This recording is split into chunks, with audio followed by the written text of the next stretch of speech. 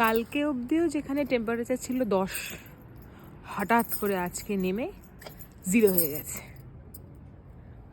এইসব শীতপ্রধান দেশে থাকার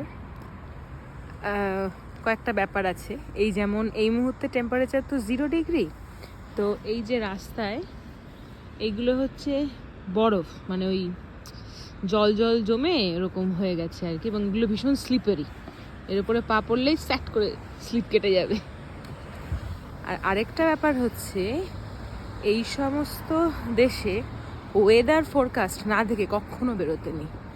এই যে আজকে আমি বেরিয়ে গেছিলাম ওয়েদার ফোরকাস্ট না দেখে, এবং যার ফলে সমস্যাটা হলো আমি বুঝতে পারিনি, মানে বাড়ির ভেতরে তো হিটার চলছে, আমার কোনো আইডিয়া ছিল না যে বাইরে এতটা ঠান্ডা হবে।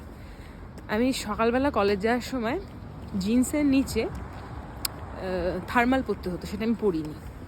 আজকে আমি যেটুকু সময় যখন বাড়ির বাইরে থেকেছি, আমার জাস্ট মনে হয়েছে আমার পাগুলোকেও কেটে নিয়ে নেবে, মানে এত ঠান্ডা লাগেছে আমার।